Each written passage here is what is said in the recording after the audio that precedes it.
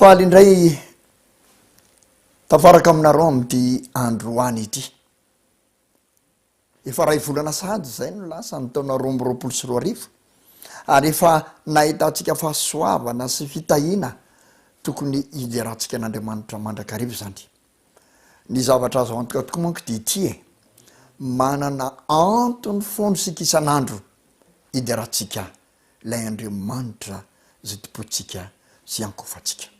Andriamanitra tsara, Andriamanitra mpanaony tsara sy mipanaony soa ny Andriamantsika ka rary ny ratolorana ny fiderana ny pololotra vatiampo ny tsirairay avy. Amty androany ty ara dia tiako indray nisarika ny sainareo fa anisan'ny zavatra anankiray koa tokony isaorantsika an'Andriamanitra ary tokony ideratsika azy mihitsy ny toetra ny anankiray manome vahaolana manoloana ny zavatsarotra eo amin'ny fiainantsika. Ao amin'ny Baiboly dia misy tantara maro nanehoan'Andriamanitra n'izany toetrany manome vahaolana zany, nanolorany vahaolana ho an'ireo nandalo zavatsarotra. Ary raha ijery ny salamo fa 7:30 isika zay salamo soratan'i Davida dia ohatraohatran'izao no lazainy ao anatin'izany salamo zany. Mitantara ny amin'ny olona anankiray nanana fahatezerana rehefa nahita ny mpanao ratsy ohatra ny ambinina. Any amin'ny salamo 7:70 koa dia asafa no nanao hira tahaka zany, ohatra ny hoe tezitra ary sorena mihitsy mahita an'ireo mpanao ratsy ambinina kokoa amin'ny zavatra zay ataony. Ary niteraka olana teo amin'ireo olona nanana izany toetra izany teo amin'ny fiainana zany zavatra zany ka dia nanome vahaolan'Andriamanitra mba tsy hitarazoka eo amin'ny fiainana zany. Izao ny vahaolana men'Andriamanitra atao amin'ny salamo 7:30 isetrana ny zavatra atezerana mitranga tahaka zany. 1 matoky an' Jehova ianao ka manaova soa dia onona mitany ianao ka ho faly amin'ny fahamarinana. Ny vahaolana zay omen'Andriamanitra zany dia ny fahatokiana azy voalohany indrindra, ny fanaovan-tsoa na eo aza ny zavatsarotra sy fahatezerana dia manao soa.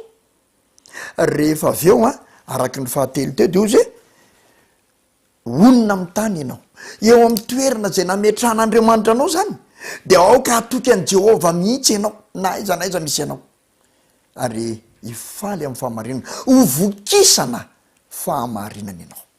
Izany ny vahaolana omen'i Jehova manoloana ny atezerana raha mahita ny fanambinana tao fanambinana azo ny olona ratsy fanahy. Matoky an' Jehova, manao soa, mitoetra mahatoky eo amin'ny tany zay omeny Jehova anao sy eo amin'ny toerana zay ametrahan'i Jehova anao, ary zao tena mikatsaka mihitsy mamoky ny tena amin'ny fahamarinana avy amin'ny teny Jehova. Rehefa izany dia zao tsy hanana n'le toetra feno fahatezerana tsony ianao satria miankina mahatoky amin'Andriamanitra. Izy nge ny manome an'izany vahaolana zany, izy no milaza an'izany eo amin'ny teniny ka mendrika ideratsika azy zany. Koa andao ary hiderin'Andriamanitra isika noho izany Andriamanitra manome vahaolana. Andriamanitra tompony vahaolana, Andriamanitra mahafantatra ny zavatra rehetra ka mahita ny vahaolana amin'ny zavatra rehetra. Mila matoky isika an'io Jehova Andriamantsika io, andao hidera azy. Ka amin'ity androany ity dia hiaraka amina gropy anankiray isika, gropy tanora izay nanaiky hampiasa ny talentany ho fideran'Andriamanitra, fitoroana ny afatry ny filazantsara. Izany gropy zany dia mitondra ny anarana hoe Jam Gospel. Arak'izany anarana zany dia mpikalo ny hira gospel izy ireo ary tena fantatra loatra ny anaovana izany mba ho fideran'Andriamanitra sy fitoriana ny afatra. Koa manasa anao zahay andao anaraka izany hira sy fiderana ataon'ny Jam Gospel zany. Ny teny eo marina fotsiny dia tena noraisim-peo manokana mivantana tety somanandrariny, tety amin'ny studio somanandrariny misy ny foibe atsika izany hira zay nataon'izy ireo izany. tato anatin'ny studio no nandraisana azy mivantana ary de ampitaina mivantana amintsika koa maniry izahay mba amin'ny alalan'ireo hira zay horedin'ity groupe jam gospel ity dia andray fanapaha-kevitra ianao ho mpideran'Andriamanitra satria Andriamanitra ny vahaolana, Andriamanitra mpamaolana, Andriamanitra manolotra vahaolana, ny Andriamanitra zay tompontsika. Dao ary araka amin'ny jam gospel hideran'izany Andriamanitra izany.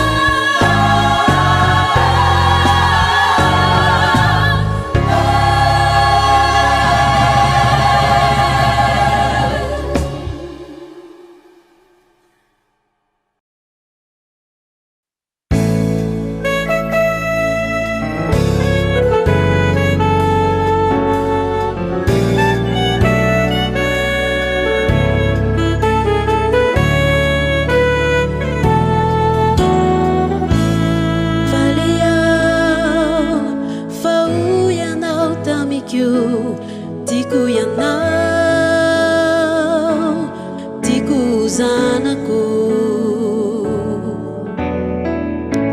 sambatrao fanaty mendrikaza volanantsoinao daminy feo malefaka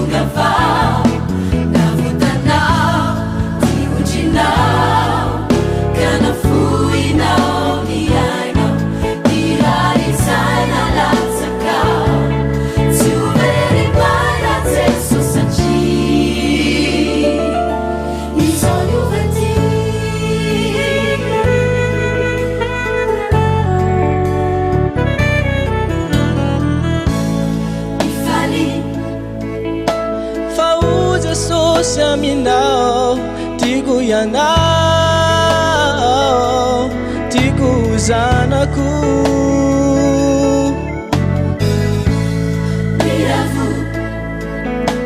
fanaty mendrikaza ny antso anao izy ozanaka malalany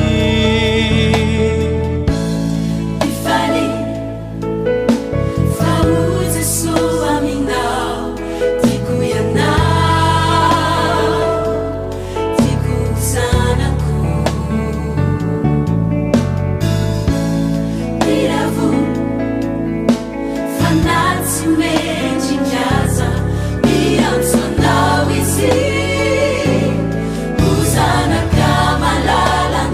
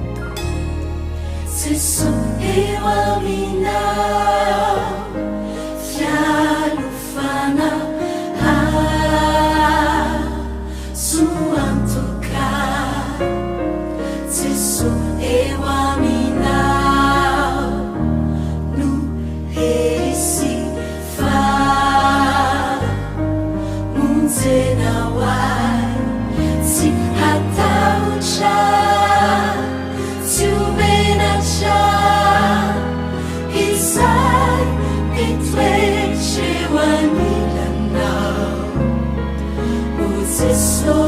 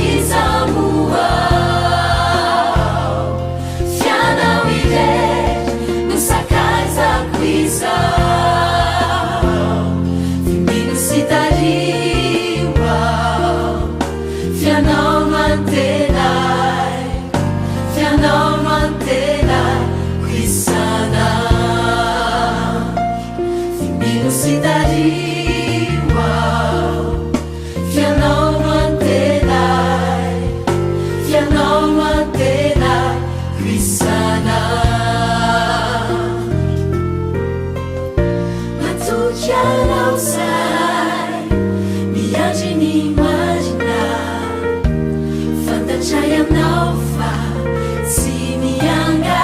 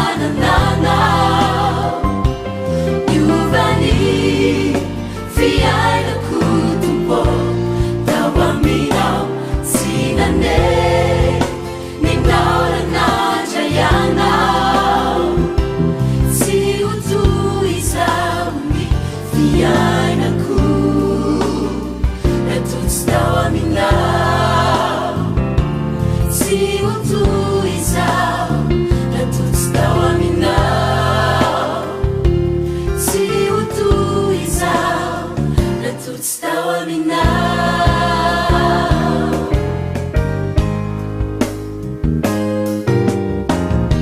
nalehibe asa niadatry andao natony ahoane ny olana misy aminao samby Jeso efa niadinao ianao kosa haninao nalehibe asa niadatry andao natony ahoane ny olana misy aminao samby Jeso efa niadinao ianao kosa haninao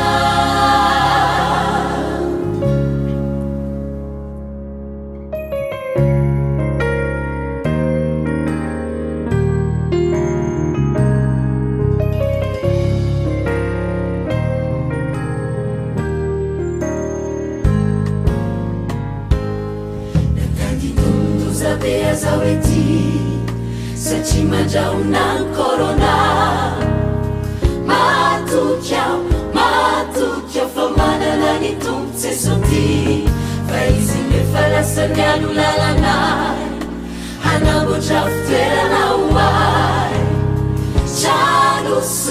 tranoso toerany toniny fanay rinino ani Jeso Kristy matoky Jeso no arirahonany atoandro handrafinao rehefa maty masoandro miatotanonja mampitsangambolo arindrany ala amin'ny daholo azady orimino Jeso no arirahonany atoandro handrafinao rehefa maty masoandro miatotanonja mampitsangambolo arindrany ala amin'ny daholo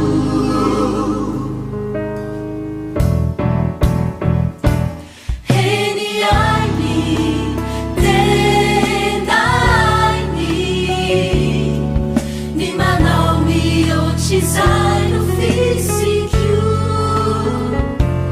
heni aini tena aini ni manawa yaraki zaitini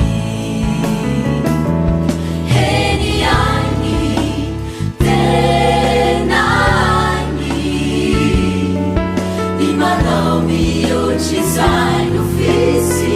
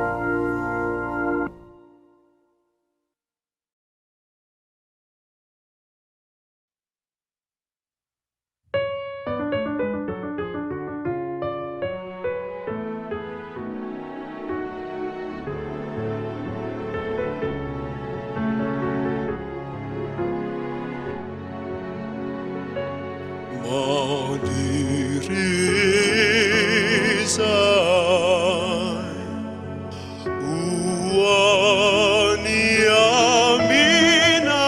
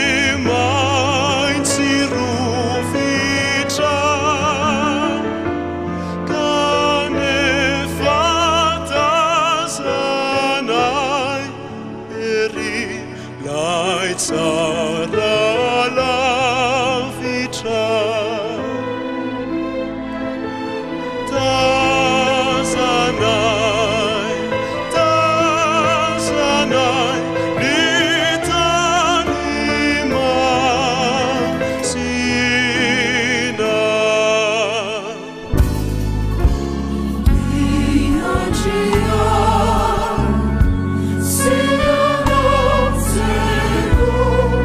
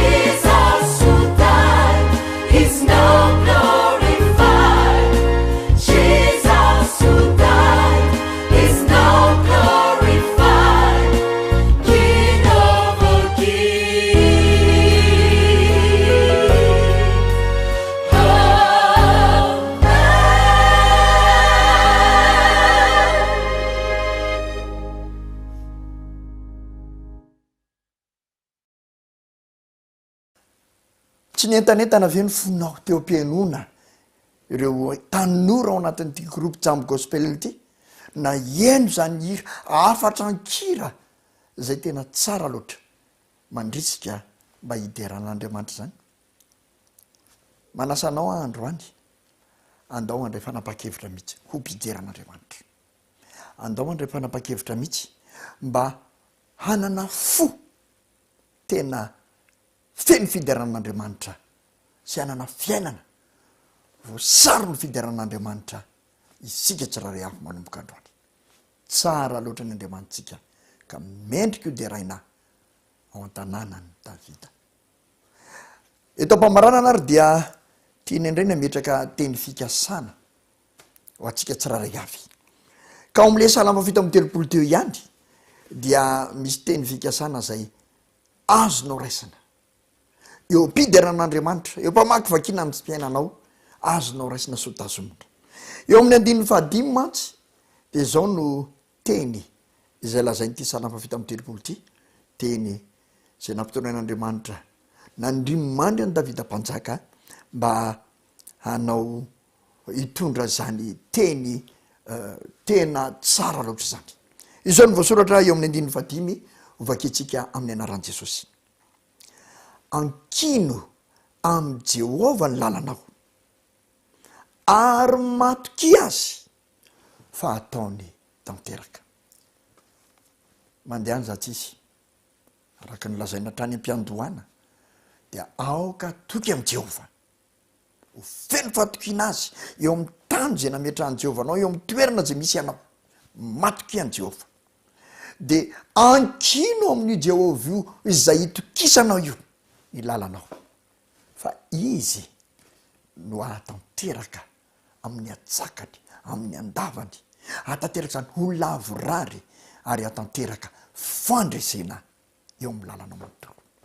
Ho tanteraka aminao ne zany ary ho feno izany fandresena zany ine ny fiainanao manomboka androany satria manankina am' Jehova ny lalana ary matoky azy. De ametraka amin'ny veloma aminao ndray e.